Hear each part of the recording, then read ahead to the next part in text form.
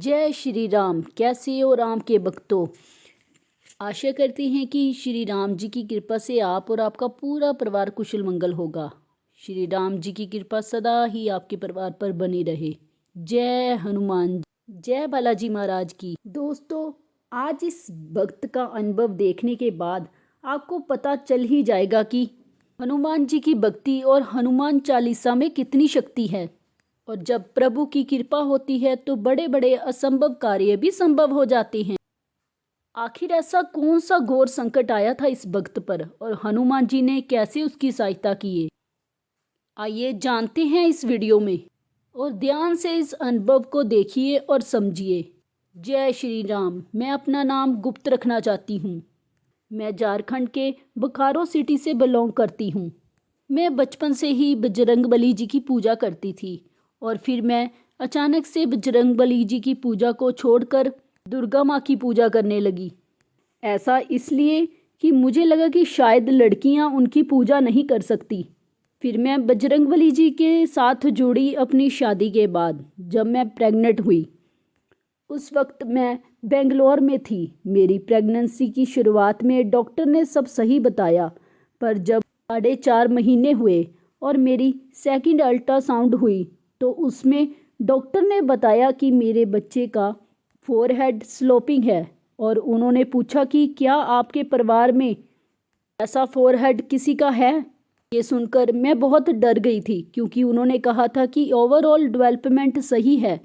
मेरे बच्चे के फोरहेड को लेकर उन्होंने ऐसा कहा और वो इस चीज़ को लेकर ऐसा बोल रहे थे जैसे ये बहुत सीरियस प्रॉब्लम है। और हम लोगों को कोई आइडिया नहीं था कि ये क्या है। डॉक्टर ने हमें 1 हफ्ते के बाद आने के लिए कहा, सेकंड ओपिनियन के लिए। और ये सुनकर मैं बहुत डिप्रेशन में थी। मैं बहुत रोती थी ये सोचकर कि मेरे बच्चे में कोई प्रॉब्लम है। गूगल में भी मैंने पढ़ा कि ये बहुत बड़ी प्रॉब्लम हो सकती है। सब मुझे समझा रहे थे पर मेरे ऊपर किसी की कोई भी बात का असर नहीं हो रहा था। फिर मैं उनके पास गई ही नहीं क्योंकि बच्चे का बार बार अल्ट्रासाउंड कराना सही नहीं था। मैं 5 दिन बाद अपनी पहले वाली अल्ट्रासाउंड की रिपोर्ट लेने गई थी। मैंने सोच लिया था कि मैं अब इस डॉक्टर के पास नहीं आऊँगी। और इस बार मैं, मेरे हस्बैंड और मेरे भैया भाभी भी साथ में गए। तो डॉक्टर ने इस बार क्लियर बोला कि बच्चे की नाक उतनी डेवलप नहीं हुई है। मैंने पूछा कि अभी 4.5 महीने बचे हैं, चांसेस तो है ना। उन्होंने बोला कि बहुत कम चांसेस हैं। उन्होंने ये बात भी क्लियर बोली कि ऐसी सिचुएशन में लोग अबॉर्शन करवा देते हैं।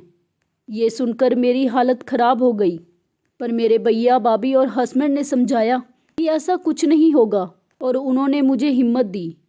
उसी वक्त मेरे सामने मेरे फ़ोन पर बालाजी की कई वीडियो आई पर मैंने ध्यान नहीं दिया। पर फिर कुछ दिनों बाद मैंने बालाजी की यूट्यूब पर वीडियो देखी और फिर कुछ और वीडियो देखी जिसमें मैंने हनुमान चालीसा संकल्प के बारे में जाना। तो फिर मैंने भी 7 दिन का संकल्प लेने के बारे में सोचा और संकल्प भी लिया और 7 दिन पूजा की। मेरा भरोसा डॉक्टर से उठ चुका था।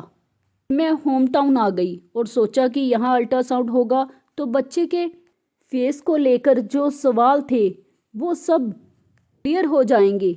लेकिन 2 अल्ट्रासाउंड हुए फिर भी उसमें कुछ क्लियर नहीं हुआ क्योंकि बच्चे का सिर का भाग अल्ट्रासाउंड में दिखता था। डॉक्टर ने कहा कि बच्चा मूवमेंट कम कर रहा था, इसीलिए क्लियर दिख नहीं पा रहा। डॉक्टर ने एक बार फिर प्रयास किया लेकिन फिर भी क्लियर नहीं हुआ। शायद भगवान मेरी परीक्षा ले रहे थे। भगवान पर विश्वास तो था पर जब क्लियर नहीं होता था तो मैं विश्वास खोने लगती थी। जब भी मैं बालाजी की वीडियो देखती तो मेरा विश्वास फिर से बढ़ने लगता।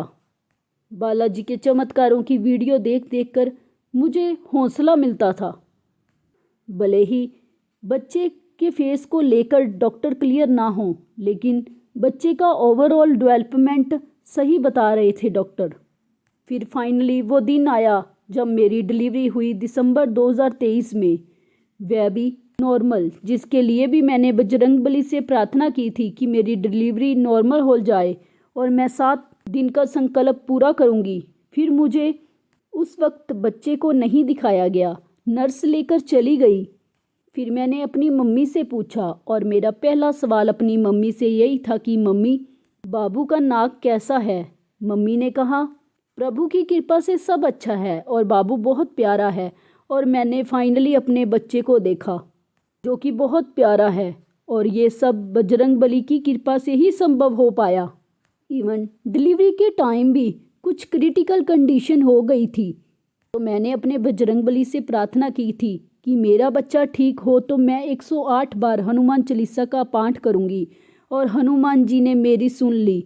और मैंने ये भी सोचा रखा था कि जब सब कुछ अच्छा हो जाएगा तो मैं अपना अनुभव, अपने बालाजी के चमत्कार को सबको ज़रूर बताऊंगी, सबके साथ अनुभव भी शेयर करूंगी। मुझे संकल्प लेना अच्छा लगता है ताकि मैं भगवान के साथ जुड़ सकूं। तो दोस्तों, देखा आपने, प्रभु के लिए कोई भी कार्य असंभव नहीं है। बस दिल से उनका सिमरन करें। देखना, वे अपने भक्त का भरोसा कभी टूटने नहीं देंगे। आपकी सहायता करने आएंगे ही आएंगे।